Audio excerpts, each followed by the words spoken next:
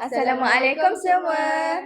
Jadi pada hari ini kami akan membincangkan tentang topik 5 iaitu bahan pengajaran penguasaan literasi. Berdasarkan topik ini, kami akan membincangkan satu masalah. Tapi apa ya masalah tu? Murid-murid sekarang kurang berminat untuk membaca kan? Betul tu. Tapi sekarang kan dah banyak bahan pengajaran yang menarik. Betul sekali. Antara contoh bahan pengajaran penguasaan literasi yang kita boleh gunakan untuk murid-murid ialah bahan teks, bahan digital, bahan autentik dan juga bahan grafik. Begitu rupanya. Jadi, mari sama-sama kita rungkaikan. Jadi, berdasarkan 4 bahan pengajaran penguasaan literasi yang telah diterangkan, kami telah berbincang untuk memilih 3 bahan pengajaran yang sesuai untuk digunakan terhadap murid yang kurang berminat dalam membaca. Yang pertama iaitu bahan autentik. Apakah bahan autentik? Bahan autentik seperti keratan surat khabar, risalah ataupun menu restoran boleh digunakan oleh guru dalam aktiviti membaca yang berkait dalam kehidupan sebenar murid. Sebagai contoh, guru boleh memberikan keratan berita pendek kepada murid dan meminta mereka untuk membaca secara individu ataupun secara berkumpulan. Selepas itu, murid diminta untuk mengenal pasti isi penting, perkataan baharu ataupun menjawab beberapa soalan kefahaman berdasarkan teks tersebut. Guru juga boleh meminta murid untuk membincangkan maklumat yang diperoleh daripada bahan tersebut dan berkongsi jawapan dengan rakan sekelas. Aktiviti ini akan membantu murid untuk memahami teks sebenar yang sering ditemui dalam kehidupan seharian. Pengajaran yang kedua pula ialah bahan grafik. Bahan grafik ini merujuk kepada bahan yang menyampaikan maklumat melalui gabungan carta alih, gambar, simbol ataupun ilustrasi. Sebagai contoh ialah poster, peta minda, komik dan juga carta alih. Dalam aktiviti PDP literasi, guru boleh menggunakan bahan grafik seperti komik ataupun gambar bersiri untuk meminta murid mencari maklumat yang terdapat dalam dialog tersebut. Baiklah, bahan pengajaran yang kedua ialah bahan grafik. Bahan grafik ini merujuk kepada bahan yang menyampaikan maklumat melalui gabungan gambar, simbol, carta ataupun ilustrasi. Sebagai contoh ialah poster, peta minda, komik ataupun carta alih. Dalam aktiviti PDP literasi, guru boleh menggunakan bahan grafik seperti komik ataupun gambar bersiri untuk meminta murid membaca dialog, memahami jalan cerita dan juga menceritakan semula isi yang terdapat dalam komik tersebut. Guru juga boleh menggunakan infografik untuk membantu murid mengenal pasti isi penting dan juga memahami maklumat dengan lebih mudah.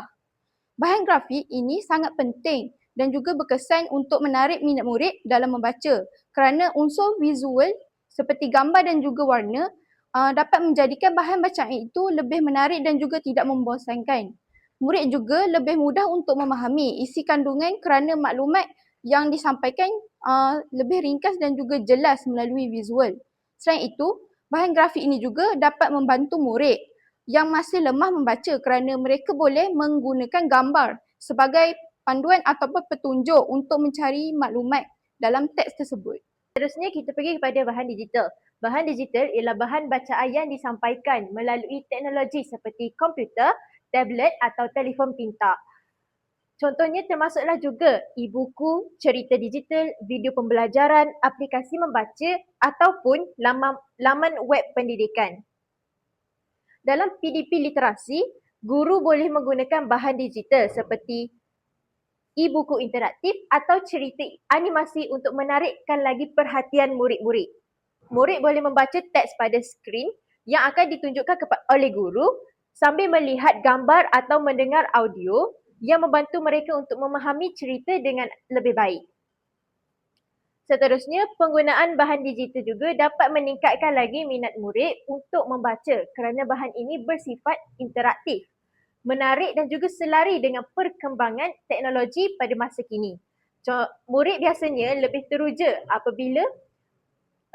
apabila mereka menggunakan peranti digital dalam pembelajaran. Selain itu, bahan digital juga membolehkan murid belajar secara fleksibel kerana mereka boleh membaca semula bahan tersebut pada bila-bila masa sahaja. Hal ini secara tidak langsung dapat meningkatkan lagi kemahiran membaca serta kefahaman murid terhadap bahan bacaan tersebut. Seterusnya, saya akan menjelaskan bagaimana bahan tersebut boleh digunakan dalam aktiviti PDP literasi. Yang pertama ialah bahan autentik. Bahan autentik seperti keratan surat khabar, risalah atau menu restoran boleh digunakan dalam aktiviti membaca yang berkait dengan kehidupan sebenar murid. Guru boleh memberikan teks pendek untuk dibaca secara individu atau berkumpulan. Selepas membaca, murid diminta mengenal pasti isi penting, perkataan baharu atau menjawab soalan kefahaman. Aktiviti ini membantu murid memahami teks yang sering ditemui dalam kehidupan seharian.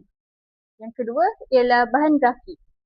Bahan grafik seperti komik, poster atau gambar bersiri dapat membantu murid memahami isi bacaan melalui visual. Guru boleh memaparkan komik dan meminta murid membaca dialog yang terdapat di dalamnya. Selepas itu, murid boleh menceritakan semula jalan cerita atau menyatakan pengajaran yang diperoleh. Aktiviti ini memudahkan murid memahami teks dengan bantuan gambar. Yang terakhir merupakan bahan digital. Bahan digital seperti e-buku atau video pembelajaran boleh menjadikan PDP lebih interaktif. Guru boleh memaparkan bercerita digital dan meminta murid membaca teks yang dipaparkan. Murid juga boleh menonton video yang mempunyai sari kata. Selepas itu, guru menjalankan aktiviti soal jawab atau meminta murid menceritakan semula isi cerita. Aktiviti ini menjadikan pembelajaran lebih menarik. Seterusnya, saya akan menyatakan kelebihan-kelebihan dalam penggunaan bahan tersebut dalam membantu murid untuk menguasai literasi. Jadi yang pertama ialah bahan autentik. Bahan autentik ni penggunaannya untuk membantu murid menguasai literasi kerana bahan tersebut berkaitan dengan kehidupan yang sebenar seperti berita ataupun risalah. Jadi hal ini dapat meningkatkan minat dan motivasi murid untuk membaca. Selain itu, murid juga dapat memahami cara mendapatkan maklumat daripada teks yang sebenar serta dapat menambah kosakata baharu dan meningkatkan kefahaman membaca. Bahan yang kedua ialah bahan grafik. Bahan grafik akan membantu murid untuk memahami maklumat dengan lebih mudah kerana bahan grafik menggabungkan teks dan visual seperti gambar dan juga warna. Visual yang menarik dapat menarik perhatian murid dan mengurangkan rasa bosan semasa membaca. Selain itu juga, gambar akan membantu murid yang lemah untuk membaca dan memahami maksud teks dan mengingati maklumat dengan lebih baik. Jadi bahan yang terakhir ialah bahan digital. Bahan digital bersifat interaktif dan juga sesuai dengan perkembangan teknologi kini. Penggunaan e-buku atau video dapat menarik minat murid melalui gambar, animasi dan juga audio. Untuk bahan yang terakhir ialah bahan digital. Bahan digital bersifat interaktif dan juga sesuai dengan perkembangan teknologi masa kini. Penggunaan e-buku atau video dapat menarik minat murid melalui gambar, animasi dan juga audio. Jadi murid juga boleh mengakses bahan bacaan pada bila-bila masa dan juga dapat mengulang bacaan. Sekaligus dapat membantu untuk meningkatkan kemahiran membaca dan juga kefahaman mereka. Sekian itu sahaja daripada kami.